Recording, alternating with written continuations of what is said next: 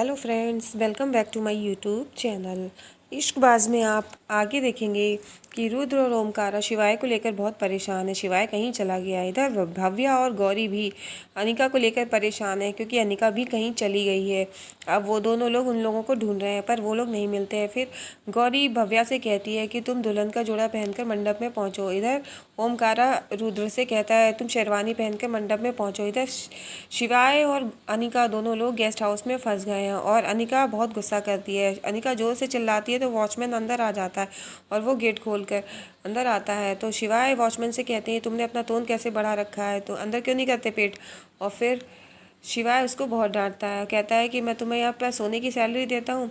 इधर आप देखेंगे भव्या दुल्हन के जोड़े में रेडी तो हो जाती है लेकिन उसकी हिम्मत नहीं पड़ती है मंडप में जाने की और वो वहाँ से भाग जाती है। इधर रुद्र भी यही सोचकर वहाँ से भाग जाता है। ओमकारा आकर के देखता है, वो देखता है कि रुद्र भाग गया है। अब ओमकारा ये सोचता है कि अब मुझे ही दूल्हा बन करके मंडप में जाना होगा। इधर गौरी भी यही सोचती है, तो गौरी भी दुल्हन के जोड़े में तैयार होती है। अब ओमकारा भी, अब वो दोनों लोग रेडी होकर के, उन्हें गुस्सा बहुत आती है लेकिन वो तैयार होकर के दोनों लोग बाहर को जाते हैं। और दादी और नानी कहती हैं कि अब तुम लोगों ने तैयार होने में इतनी देर लगा दी, अब यहाँ तक आने में क्या 1 महीना लगा दोगे।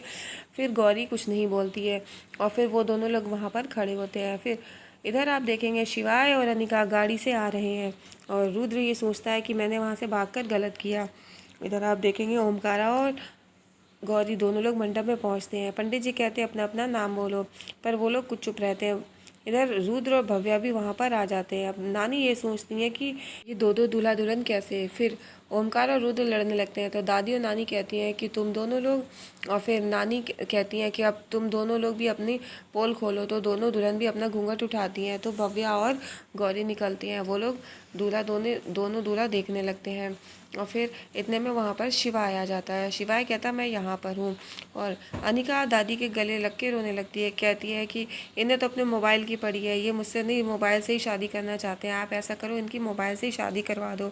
और फिर शिवाय वहाँ पर कहता है कि वो हम लोग एक जगह फंस गए थे। फिर अनिका चिल्लाने लगती है तो नानी और दादी कहती हैं ऐसा करो अब तुम दोनों लोग 5 मिनट में रेडी होके आओ, वरना नानी कहती है वरना मैं और कल्याणी दोनों लोग यहाँ से भाग जाएंगे, फिर मुझे ढूंढते रहना। फिर आप देखेंगे कि शिवाय और अनिका दोनों लोग रेडी होकर के आते हैं और अनिका और शिवाय दोनों लोग मंडप में आते हैं और पंडित जी कहते हैं कि अब एक दूसरे को वरमाला पहनाओ। और यहाँ अनिका और शिवाय आकर के मंडप में खड़े होते हैं, फिर एक दूसरे को वरमाला पहनाते हैं।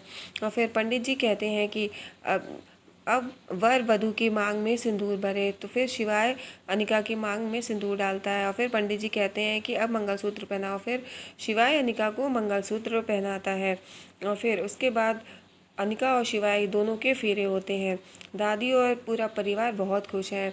अनिका और शिवाय दोनों लोग बहुत खुशी खुशी फेरे लेते हैं और फिर उन दोनों की शादी पूरी होती है। इधर प्रियंका के मोबाइल पे किसी की कॉल आती है।